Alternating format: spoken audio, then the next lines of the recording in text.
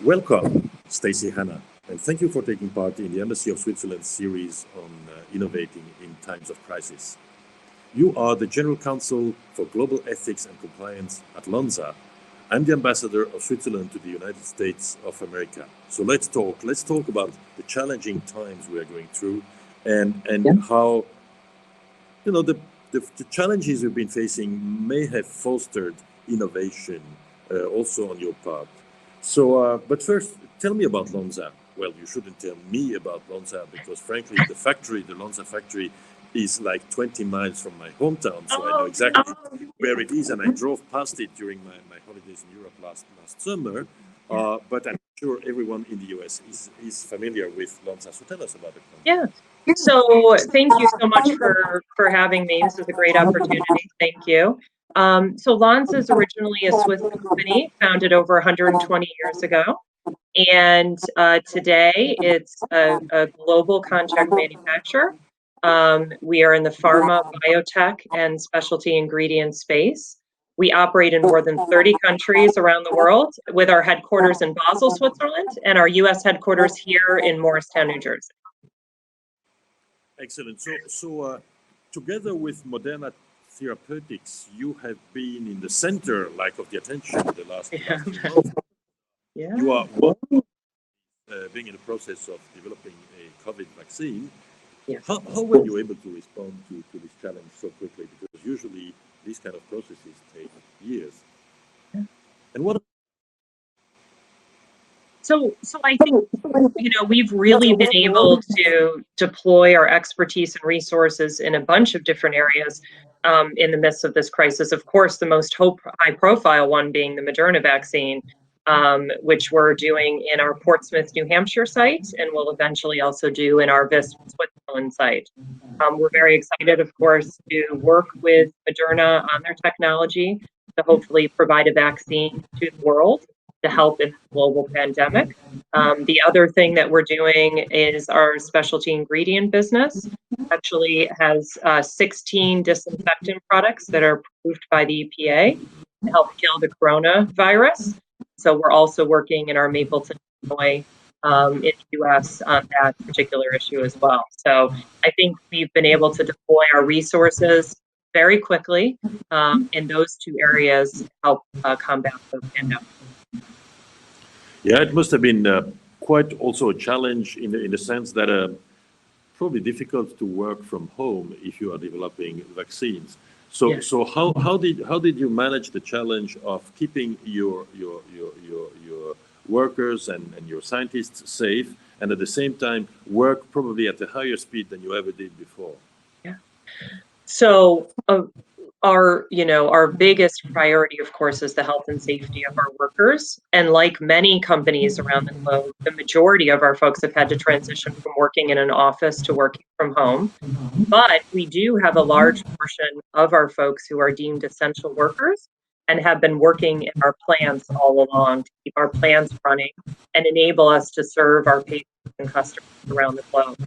So while a lot of people have had to transition from home, a lot of people have also had to continue to go to work and have just transitioned into those two areas in such a seamless manner, Ambassador. I mean, we're very proud of how our people have reacted to this situation and how they've kept going and helped us to really leverage our abilities as a company and continue to do this because at the end, right, we make a lot of life-saving things for patients, and that's really important for us to keep doing that. I can imagine that, for you being right now in the middle of this crisis, one of the essentials of the essentials, because you're obviously developing a vaccine. It was still possible for many of your scientists to travel, but at the same time, it must have been more difficult than before. So, did you start new procedures in terms of scientific cooperation over the Atlantic through teleconferences, whatever? Did you learn something about how to work on the production of such a high visibility project like the vaccine? So there was a lot of collaboration, of course, which there always is, internally on these matters. But of course, instead of having the collaboration be on site as much, So before the pandemic, it was very easy to hop a plane and fly between Switzerland and the US or any of the 30 countries that we operate in. Of course, given some of the restrictions during COVID, that's a little bit harder to do.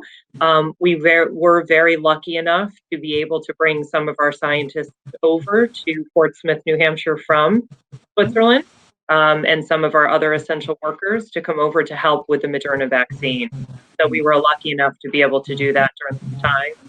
Important, but there's a lot of other examples of where we have worked, through teleconference like this, through Zoom, through Skype. There's one interesting thing that I actually just recently learned about where we had some of our manufacturing techs had these goggles that they're able to actually put on and go through the internet to another site, another tech engineer, and be able to fix equipment using the goggles from the other site. So that's something that, of course, we never would have done before because we just would have brought the person on site to fix it. But these goggles are now being used to actually fix equipment remotely from different sites, which is really interesting. I think I heard somebody say that the pandemic has forced 5 years of change in 6 months. And I think that that's true. And in some cases, that's been really eye-opening for people where people have realized like we can do things efficiently. We can do things where we don't have to be on site necessarily and still get the job done. Let's speak about those changes because I remember having been in the security business before, we were being warned since decades by the scientists that the next big pandemic was coming. Mm-hmm. And we might have been lucky with this one because it was not as deadly as, say, the Spanish flu or whatever. But one of the things that we have realized is that to produce a vaccine takes an awful lot of time.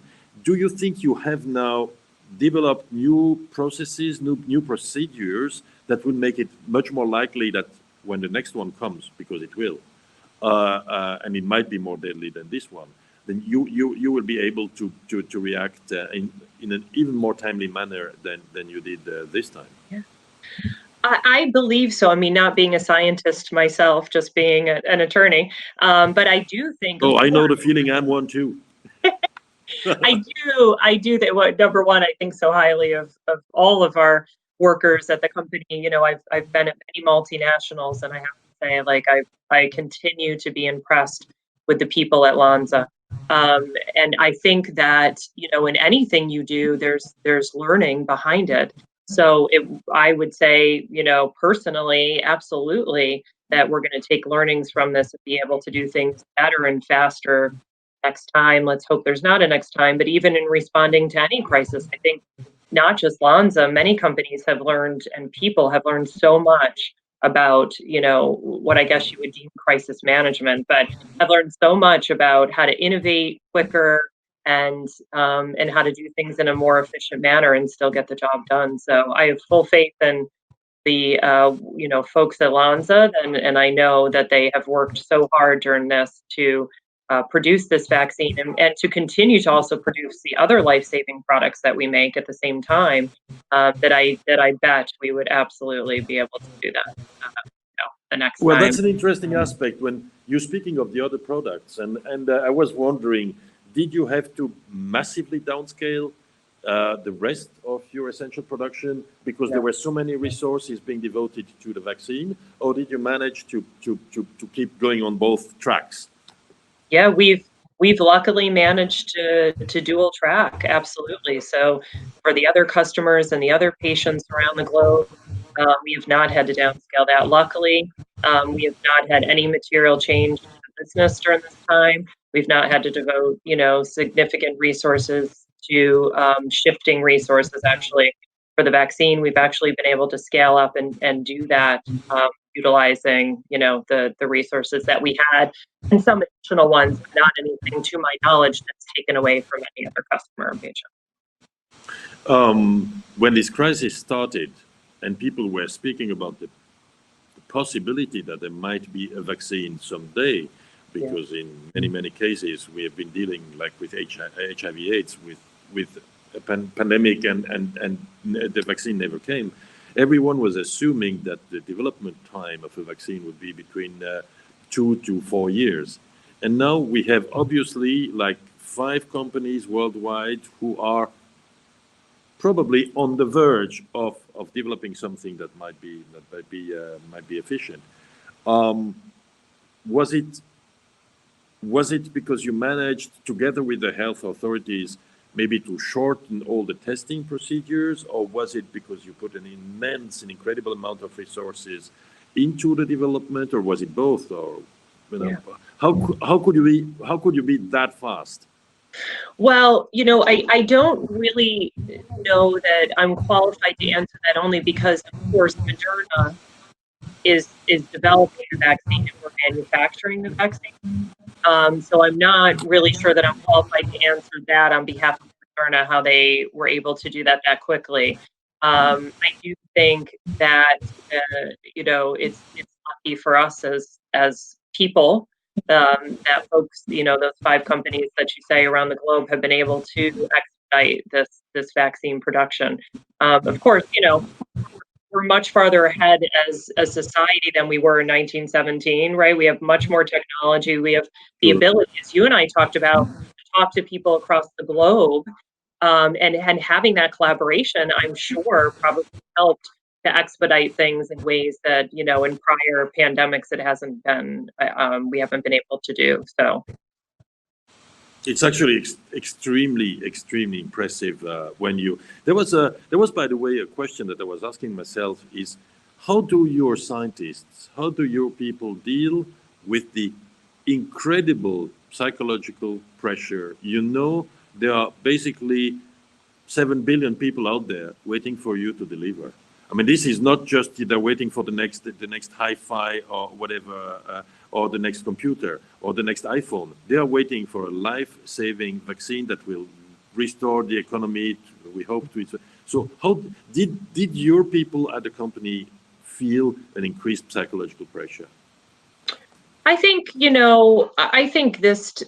during this time, everybody around the world has felt a different kind of psychological pressure, right? Whether it's in shifting from working from home, whether it's the essential workforce having, to go into companies and being concerned about their health and safety. I think psychologically, people have, reacted in very different ways. What I'll say, and I said before, is I've been at, a few multinational companies, and I continue day in and day out, even before the pandemic, but so much more so during this pandemic, to be impressed with the people that work at this company, from the leadership level to the essential workers and every single person in between. I think the way in which we've come together as a company, the way in which we've all worked together as a company, not just to develop the vaccine, which is, very, very important right now, but to continue to deliver products, for all of our customers around the globe, I think has been very, very impressive. So if they've had any, kind of, changes, pressure that they've felt, it's not something that I have definitely seen. I'm sure people feel a lot of pressure, but hopefully, and I think what that's translated into, at least for the folks that I see, is for them having this immense drive to get it done, to help everybody. And I think that's one thing that I see at this company is, that's what the mission is, and that's what people feel, is that we're here to help. We're here to help the world, and so we have a really important job, and let's do it. Yeah, that's the spirit. That's really the spirit. Now, you, we are Swiss, so we're trying to be optimistic, and to look forward. If you were to draw a lesson, like the silver lining on the horizon, because in the end, we hope we are seeing the end of the light at the end of the tunnel. Yeah. What would be the main positive lesson that you draw personally and as a company from these very challenging months that we went through? Yeah. I think it, for me personally, gives, kind of renewed hope in the human race. The way that people have come together as a society, have dealt with this pandemic and truly realized, like, we're one world, we're one people. Something that affects one country can absolutely impact another country.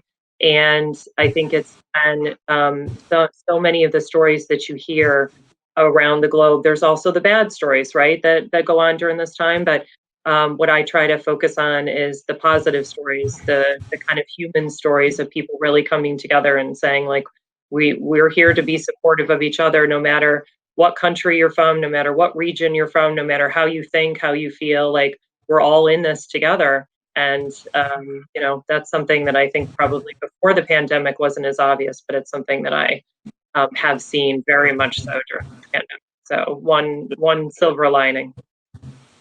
A very, very fitting end and very optimistic end to this fascinating interview. Thank you, Stacey, Hanna, for being with us this morning. And by the way, do you know the origin of the name Lonza? The river in Switzerland. It is the river. It is the river that joins the Rhone River in Visp, where the factory is, and that's the reason why the factory was named and the company was named Lonza. Congratulations, you knew it. I wish you a very, very nice day, and thank you so much for spending time with us. Thank you. All the best to you. Thank you.